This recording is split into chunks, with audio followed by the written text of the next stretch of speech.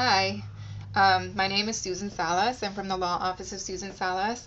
Um, and uh, and you can find me online at salaslawonline.com, or on my Facebook page, or obviously here. I'll put a link below to my website. Um, I'm here to finally talk about partnerships.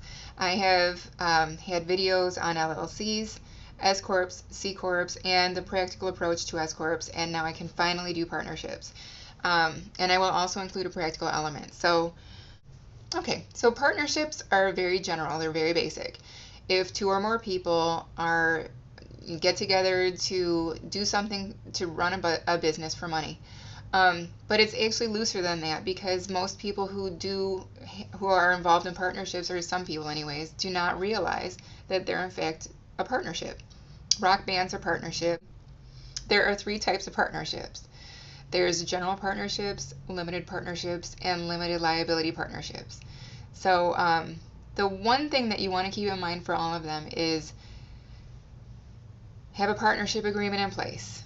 There are default rules in every state that apply to regulate and adjudicate a partnership, and very often they do not actually apply well to an individual's business.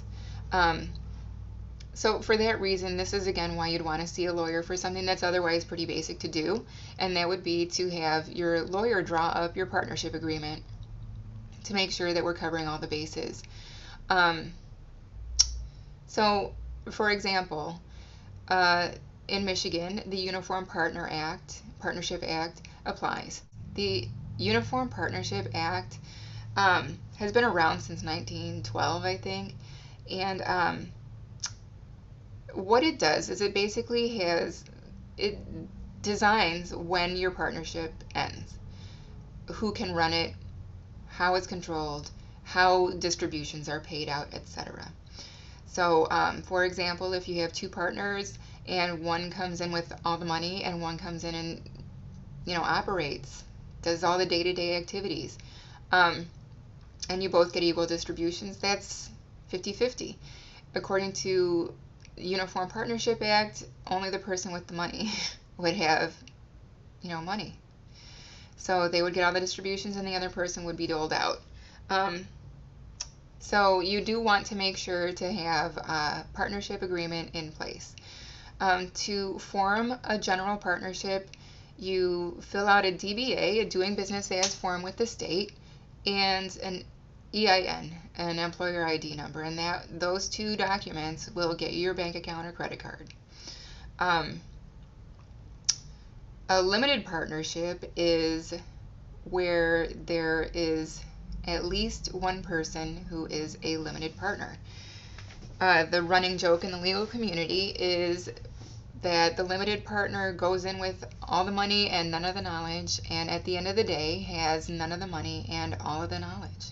So basically, limited partners have not enough power to, assist in making money, either by way of casting the votes or by way of running the business or having an obligation to run the business. Their distributions are limited, but so is their liability. So if anything happens to the partnership, they're only taken for what their investment was.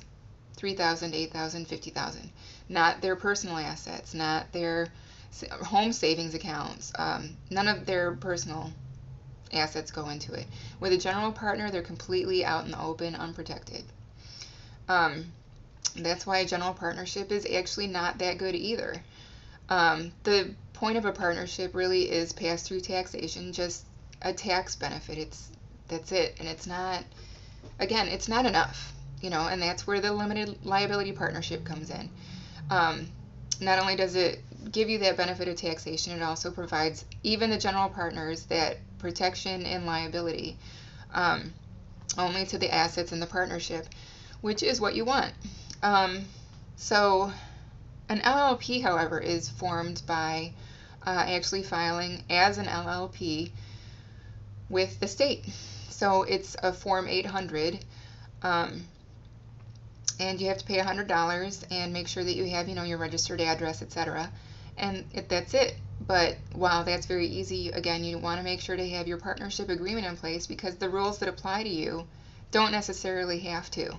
It can be ruled under contract law instead, basically, because it's the intent of the partners. And so, although you could get everything taken care of in one regard, at the very least, by filing an LLP Form 800 of Michigan, you do want to have your partnership agreement in place no matter what. And so as far as I know, I think I covered all the bases, and that is the 3 types of partnership, how to do it, which one's the best, and how to do that.